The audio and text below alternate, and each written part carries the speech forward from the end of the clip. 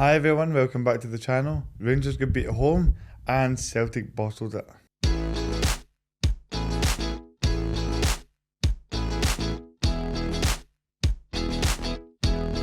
I think we should start in order here, Paul. Rangers on Saturday get beat at home at Motherwell, which I think we can both agree was a bit of a shock. Did not really see that coming.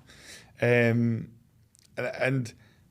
from all accounts, Motherwell played pretty well, but it is that kind of result where you look at it and you go, this is, when a team's losing at home at Motherwell, generally speaking, they don't look like a team with 10 games to go that are going to win the league. So there's a part of that gives you that hope that for as consistent as Rangers been, they lose at home at Motherwell, they're going to play Benfica in Europe.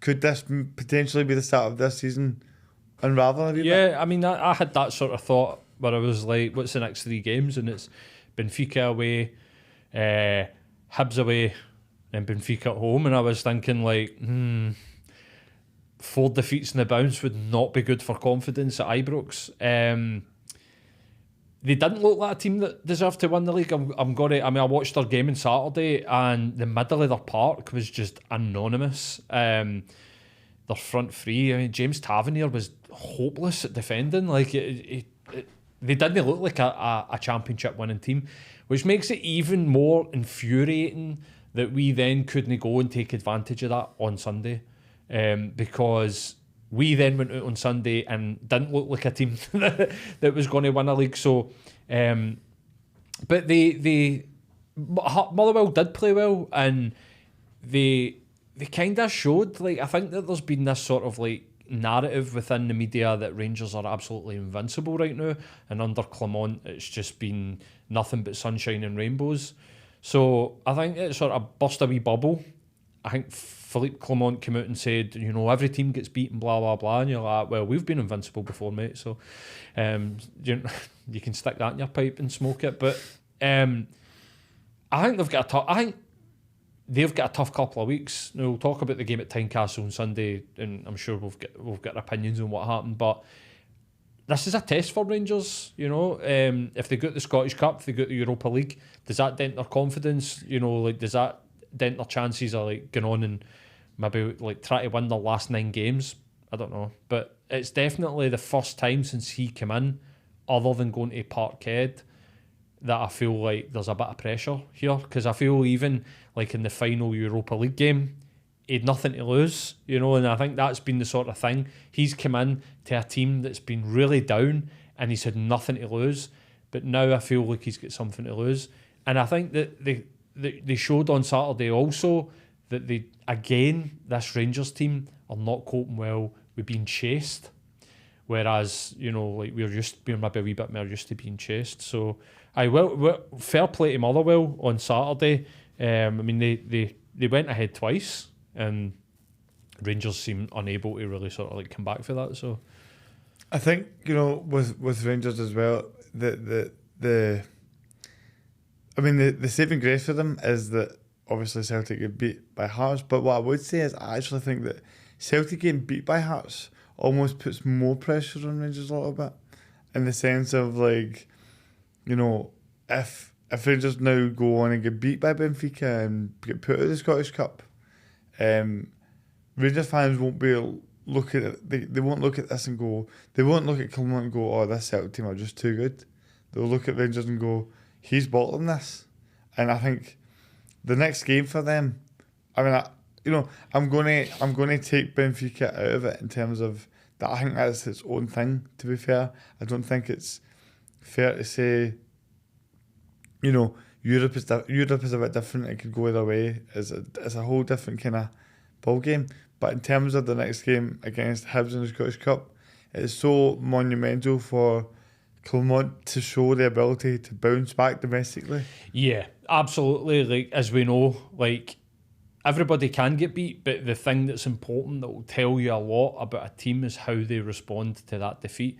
They responded really positively after a defeat at Celtic Park, but they had a whole winter break to deal with that.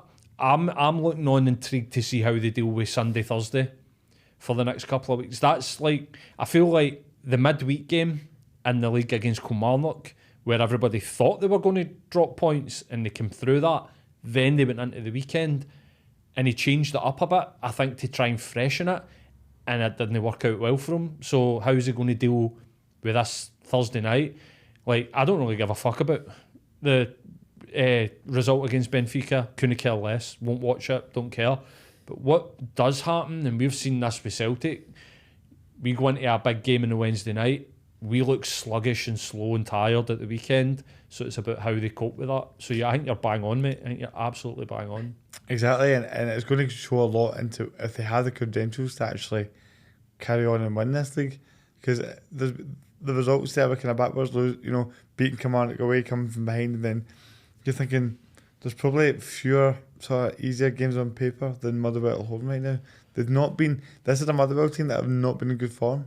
They've not had a good run for the past couple of months. They've had a lot of losses. I think there was some mad record that they hadn't won a game in like 9 games or something right. like that. That was obvious. I think they'd had a little bit of an upturn in the last couple of weeks, but the last month or two they've been pretty poor. And I think that, like you say, it's all going to be about the response from them. But so moving on to what we then see on the Sunday with Celtic. Now, I'm going to, before we kind of get into the nitty gritty of the performance from the players, there's something that's really bothered me about Brendan Rodgers, right? Is it his dry lips? No, sorry. He looks like he's about to drop Dundee or something, man. Like, he doesn't look well. Like, I don't know what's going on with his fucking lips. This is the guy that thought he was going to come in with a treble, and he's looking like he might lose the league, so he's probably a bit stressed out. Right. Potentially, aye. I think his ego's taking a bit of a hit. But the thing is, right, he spoke a lot about the decisions after the game, right? Well, he's solely focused on the refereeing decisions. And here's the thing with that though, right? Is although some of what he said was correct, I'm gonna say something quite bold here that people might not agree with, right?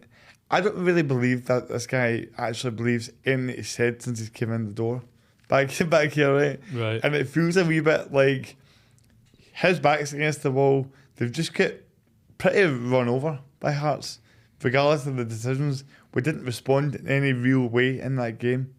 And, because when you talk about the game, we're 1-0 down at half time with 10 men. And it's like, yeah, I know it's a tough situation, but I've seen Celtic teams come back and win that. Why did they not go to a back three? I've no idea. Why did they stick with a back four? I just don't get it. I'm like, what did he do? Like, what did he do in response to that red card? Under Ange, we just seemed to know what we were doing. Like, under Rodgers, we just looked clueless. I think he's clueless. Yeah. I think you're right. I mean, he's definitely a politician, right? We know that about Brendan Rodgers. We've heard the Danny McGrain story and all the lies, that came out after the last time he left, where people were like, these things didn't happen, and there's other stories for former players that have played under him where you're like, what's up with this guy? He's a politician. Like, I think he likes the sound of his own voice. He likes a story. He likes to paint himself in this thing we like. I think he was. I kind of, like you're saying, like maybe not agree. Like, I think it was a bit of a deflection tactic. Well, yeah. I mean, sorry to cut off there, but I just, before we get into the nitty gritty of what tactically went wrong in the game, my point I was just going to make about him is that it just feels a bit too much to me. Like, he comes out and he goes, delighted with the players' efforts. You know what I mean? Happy with the players' efforts. And I'm like, we just get beat 2-0 against Hearts at Tynecastle. Like, there's not that much to be pleased about here. And this whole idea of, like, the whole interview being about the referees and what went wrong there, I don't like that from a Celtic manager. Because we've had that a whole time as Celtic fans. We've had decisions go against us, you know what I mean?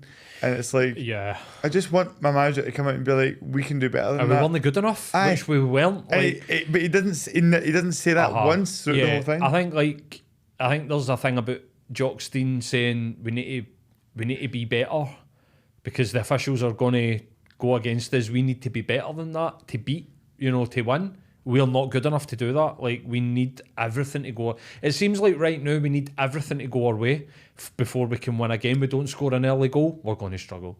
We concede a goal, we're going to struggle. We get a player sent off, we're going to struggle. Like, we're not good enough right now. And I think that's a very good point, that I was just kind of like, no matter what happened in the game, and we've done a whole video on the state of refereeing and VAR in the country that will go out before this one, or maybe after, I don't know, that's up to you. But we are not good enough right now, bottom line. Like, why didn't he change it when Yang gets sent off? I just can't get my head round why he kept. I just don't understand. For me, you know, and people might be like, what the fuck are you thinking? What should have happened is Maida should have been put over to the right-hand side, and him and Taylor get put into wing-back positions. Alistair Johnson, Scales and Carter Vickers should have formed a back three, and we should have brought Kyogo in and taken off Bernardo and put Kyogo in the middle of the park. That's what when me and my mate were at the pub, we were watching it, I turned around and said to him, here's what I'd do. Now, I have got absolutely no idea what I'm talking about. I don't even play Football Manager. But I think, like, the point is, at least I had an idea of what I thought we should have done. It's probably, would I get beat 9-0 or whatever, you know, like, I'm not being like, we'd have won the game if we'd have done that, but at least there was some sort of, like, creative idea in my head. It just seemed to, I don't know, man, we seemed to gear up. We looked like we just went, oh, you know what I mean? Yeah, and this is the thing, we're paying this guy loads of money. He is the highest paid manager in Scottish football history. You're expecting a bit of tactical nuance there. You're expecting a bit of, okay, what's the plan B here? Because you're talking about how you had the idea of what could happen there, right? But see, if you don't do anything, you're going to lose. Well, what do you think? How do you think the players are going to respond when you do nothing? Exactly. And, you know, this is my point, though, is he's coming out and talking about these officials and being very chest out, being very, you know, he's appealing to that Celtic support that believe that, you know, that we've talked about in the video, like, that believe that everything is against us. He knows what he's doing with that. He's trying to appeal to the core audience of, like, you know, I'm one of you guys, I'm Brendan Rodgers, I'm a Celtic fan. And it's like, Brendan, mate, coach this team better. You're getting paid millions to coach this team. And while we've paid for less money for players than we're paying you a year. And it's like, we go to a 10-minute time castle with a full game ahead, you know, we're only a goal down. Hearts aren't, you know, we still have the players out there that can win that game, you know? And it's like, where is the fight? I want to see all the players we have run into the ground in that to try and get a result. 100%. And you're not seeing that, though. If we do focus on the team, I thought that Matt O'Reilly was totally anonymous. Like, when I seen the team, I said to myself, and then I said to my mate, Matt O'Reilly needs to step up here. Like, this needs to be the Matt O'Reilly show today. Hearts totally nullified Iwata because he dictated the play against Dundee, so they just stuck. It looked like one or two people were just constantly on him, so they're just pinning him in, which is what teams have been doing to Callum McGregor to try and nullify him and take him out of that role of, like, the sort of quarterback in the middle of the park, like dictating the play. I felt like, even before Yang gets sent off, I felt like Matt O'Reilly and Pablo Bernardo were absolutely nowhere near it. Greg Taylor, again, nowhere near it. The amount of times he lost the ball. But, like, see when the ball goes out to the wide players and on the weekend, it was Maida and Yang. Why do we keep coming back inside? Like, teams are just absolutely overloading the middle of the park because they know that if we get the ball out wide, we're just going to do nothing with it. And, like, we just keep on turning back in on ourselves and try to play the ball back into bodies. Like, we look just totally lost. And I just don't look forward to the games now. Like, I'm not like under. I know we keep. How many times have we doing this show? I'm like under Ange, but I was buzzing for the football. You're buzzing for the game, even if we went 1-0 down. There's something in your head's like, we're going to score, we're going to come back. It's all right. There was like a sort of calmness about. See now, it's like if we don't score in the first 10-15 minutes, I'm like, we're getting beat or drawn here. Just don't. Or maybe we'll get a last minute goal. You know what I mean? And like we are totally so far off what I expect for Celtic. It's unreal, and it's making me just become kind of nihilistic about it all. I've went for we need to turn the corner to like there is no corner to turn. I'm hoping that he goes at the end of the season, even if we manage to scrape this league.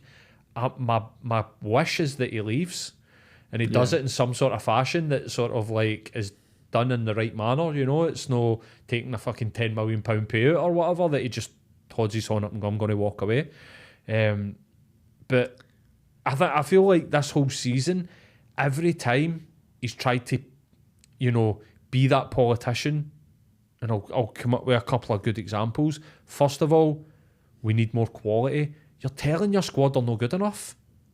How are they going to go to war for you? Do you know what I mean? Like, how are you expecting them to go out and fight for you when all you keep saying for the first half of the season is we need better players? I don't have the playing squad to like do what I want to do here, so I need better players, need better quality. That's a bad decision. I feel like the times where he's threw the team under the bus and you know, got the hairdryer out, it's been done at the wrong time. And now I feel like this pivot of protecting his squad and giving it to the officials has also been done at the wrong time. I just feel like his decision making as a manager, as a coach, has been absolutely wildly like not where it needs to be. Mate, you're absolutely spot on with that. And I think as well, you know, with Ange, he got the most of every single player in that team. I mean, Anthony Ralston was nowhere near it. But he had him scoring last minute winners with 10 men against Ross County away from home. You know what I mean? Like, before he came in, that was unimaginable, something like that.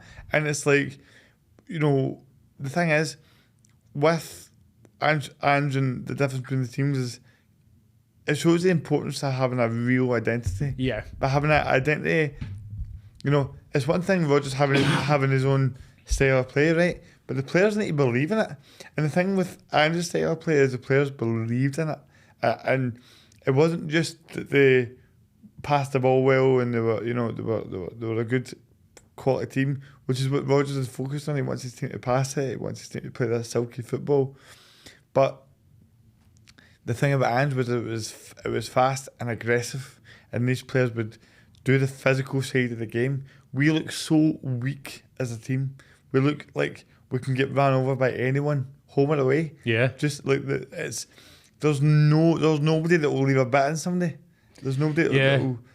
We lack desire and we lack conviction. And see if we were to go through, right, one by one, let's take Joe Hart out of it, because I feel like Joe Hart's having a really good season, actually, even though he's conceding goals, but I don't think that's down to him. I feel like he's one of the very few players that's actually puffing his chest out and standing up, right? Let's talk about the players that played under Ange in that starting 11 that are currently in Rodgers' starting 11, right? Carter Vickers. Do you think that Carter Vickers has progressed any? Forget injury and stuff. Let's just go factual. Do you feel like Carter Vickers is a better or a worse player under Rodgers? I mean, the thing is that they're all worse, aren't they? This is the point that I'm going to make. With Greg Taylor, Alistair Johnson, Callum McGregor, Matt O'Reilly showed at the start, but even he's regressed. Rio Itate's no played, right? Dyson Maeda. Kyogo's the biggest one. He's turning players that were champions, treble winners, into absolute fucking duds. And I don't know. I just don't get what he's trying to achieve. Mm-hmm. Like, see if we could see the vision. If we could see where this was going, I think there would be something about, like, maybe we'll rebuild the squad and so on. I don't want him to rebuild the squad. I don't want him to get any money. I want him gone. Like, it's past the point of like, oh, you know, he's a good coach and he's a world-class coach. He's not. Like, he's not proven that. He might have been at one point in time, but he's not proven that right now. And I think that the attitude and the desire within the squad is changed since he came in. So he must be the problem. That is exactly why he needs to go. Because the reality of it is, when we made a video at the start of the season talking about Rodgers coming in, you know, there was a lot of like, oh, we don't know if we want him coming in because of what happened with him leaving, you know, going into the season for the 10 and stuff like that. But I think our main positive point towards him is that he will make the players individually better. throughout the season, when we had good spells, we were saying you can see that he's making Matt O'Reilly better. You can see that Maida's maybe improving, with some technical stuff. Like we were always trying to pinpoint that Rodgers' main skill was to improve football players, right? And that is not what's happening here. You get a guy like Kyogo that was lighting the world on fire last season, and he's not there anymore. He's not like Kyogo last season would have scored in that game. Do you know what I mean? He would have scored in that game. He would have made the difference. And I think that when you want to win a league, you need a couple of games in a season where there's that last minute goal. There's that dramatic comeback. And yeah, of course we had it against Hibs and Motherwell, right? But what I'm saying is that they don't feel like these big moments of desire. They feel a bit fortunate. Yeah. And under Ange, it was like, I remember beating Ross County with 10 men in the 87th minute. That just felt like pure desire for Ralston to get the back post and just head that ball in. You were like, how did that happen? We had this desire even when we didn't necessarily have the quality, we just scraped and fought for every point we could get. And then in January he brought in his players. But he said that comment about the quality of the squad before January, and we went out in January and bought nothing, mate. Really? And you're like, I does been a decent loan, I would say. Like I like the big guy. Yeah. He missed the penalty in Sunday. It was a criminal penalty, you know what I mean? And like he just hit it low and down the middle. It's like, if you're going to go down the middle, get a bit of height on it, you know what I mean? And like, but I think that he's not the problem in that situation, because we are missing. I think we've had 17 penalties, we've missed 6. That's unacceptable. Yeah, that is unacceptable. Like, 1 or 2 a season, no fucking nearly half of the penalties that you're getting. It's ridiculous. But see, to your point, like about last minute winners, they types of situations can spur you on.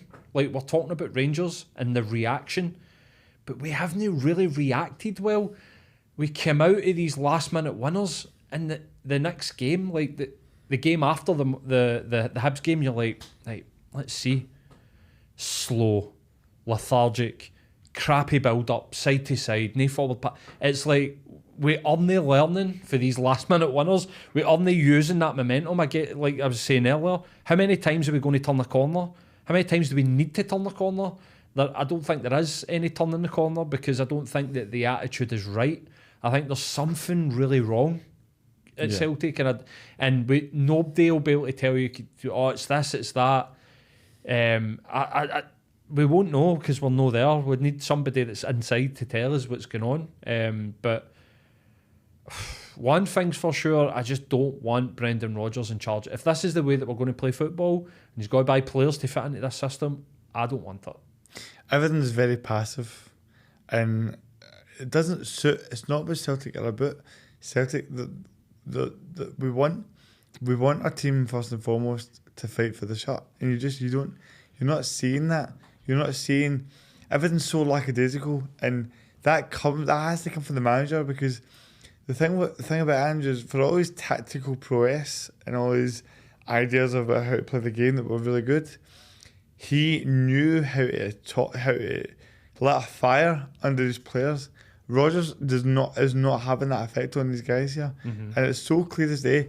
And we're in a situation where, see those things you're talking about earlier about, not having the fight, and just going, when we go a goal down, you don't think we'll respond. If we don't score early, we're not going to win the game. When you don't have that, you do not win a league like that, And I don't care what you say about Rangers or how bad you think they are. If you don't have those qualities, you're not going to win the league. And so these Celtic players need to wake up, because the league is still there to be won, but there needs to be some sort of change in the mentality, because you could say what you want about Rodgers, but see at half time in that game you're 1-0 down against Hearts, I want to see more effort. You know what I mean? You can say about what happens with the quality in that, but the lack of it just seemed like the game was done at half time. Yeah. And it's like Celtic teams that win the league, that's not the case. They come back, they fight. They may not have won it, but they do something. They lay a glove on them. Do you know what I mean? They score a goal. You have a moment you think it's possible, but there was no point in that game where you thought we would come back in that. And that is not a team that win a league title. And I don't think it's a team that's going to win a league title. I just don't see it. After we won at Celtic Park, I thought to myself, against Rangers, right, we need to go in and have a good transfer window and keep this momentum going into the second half of the season and do what we did pre-COVID, which was have really strong January, February, March that built the foundation to go on and then win a league title. And then we did it under Ange. Again, you were mentioning that first season. We've not done it this year. We're looking the exact same. We're not looking any fitter, any stronger, any wiser. We just look like we're going into the next game and we're going to play the way that we've been playing all season and hopefully we'll win. And that's just below par for me and below the standard that's been set at Celtic. So, I think we're a bit emotional. a wee bit. And listen, the thing about Rangers losing as well is it can still very much go either way. But if Celtic do win the league, it'll be fortunate, you know. And I don't want to see this guy as a manager anymore because he's not doing what you're paid him the big money to do. Yeah. Well, the one thing that I will say about Rodgers, it would seem that he knows how to beat Rangers. So, well, that's that. And if it comes down to that home and away, and we win the 2 games, and we're going to drag our arse across the line at the end of this league season, you know, I will be happy, but I don't think it will change my opinion, and I think that he needs to go along with other people. It's time for change. I would agree, and you know, because I think it's very clear looking back on it that Ange was the one making these signings. He was the one looking for the guys that he identified. You know, people wonder why were we so good with Ange in the transfer window in terms of bringing in the players he wanted. It's because he knew exactly who he wanted. He went to the board and went, this guy, this guy, this guy. And he went and got them. Rodgers, it's like there seems to be this sort of criteria of an idea of a player. Go and find me this specific guy that might not exist. And we don't have the scouts or the quality to go and find that. I think all the balls to really like properly, like, I think everybody knew that Celtic wanted the guy for Aberdeen. If we had went to Aberdeen and put £6 million in front of them, there's no way they'd have said no. But we do not have the bottle for that. Like Peter Lawwell said it in an interview before Christmas, we're ring fencing funds in case we don't make the Champions League next season. How fucking dare you say that? Like, you're saying that you're expecting failure? Absolute nonsense, and that guy needs to go. That's toxic. That's a toxic mindset to have at a team like Celtic. We have won almost everything for the last 20 years. Like, it's such a weird thing to say. Like, if you win this league, you go straight in. How can you be planning for that not to happen? Yeah, especially when you've got Champions League the last 2 seasons. And mental. You just sold Jota for 25 million quid. Mental. It's really, really bizarre. And there are a lot of changes in the Celtic, and I think it's for Celtic and Rangers now. It's just more a case of who's going to be more proactive first. Do you know what I mean? Who's going to make those moves to modernise themselves quicker? Because whoever does is going to gain that advantage. I think so. Yeah. And so it's all very much every season. There's a lot on the line in terms of who wins. You know, wanting to win the league. It's always important, right? But this season feels like it's going to have ramifications for the long-term future of who's going to be on top, which is why we need to get the finger at it. And what is exciting about it is, you know, there's clearly going to be a lot of twists and turns because I don't think either of these teams are that capable of going on this mad run, which means there's going to be a lot of ups and downs. I think Celtic and Rangers are going to change positions a few times, and it will come down to those games at Ibrox and Parkhead. So, like, the one saving grace is hopefully, from a Celtic point of view, Rodgers can get those kind of key big Glasgow derby wins. And if I'm a Rangers fan and I'm seeing us lose to Hearts away after getting beat at home at Motherwell, that's the kind of weekend where I go, if I'm a Rangers fan, I go, we may actually do this. you know, because you go, we've just lost at Motherwell, and they don't respond to that. So if you're a Rangers fan watching that, you're going, we're in with a real shout here, man. Oh, they believe. I think they believe. Fully. Exactly. So, what do you guys think? And then, do you think Rodgers needs to go into the season? Who do you think is going to win the league? How's this going to pan out? Let us know your opinion in the comment section below. Would you keep Rodgers beyond this season? And if not, who would you bring in? Let's get a wee discussion going about it and tell us what you think about what we've said here. Because, like Paul said, there was a lot of passion in that discussion, you know, and that's what football is all about, is having that passion for it. So let us know what you think in the comment section below. We're going to have plenty more content coming your way, football and one-on-one interviews. And if there's anyone that you'd like to see me talk to on the podcast and interview for, please do let me know, and we'll get them on. But thank you for watching, and we'll be back again soon.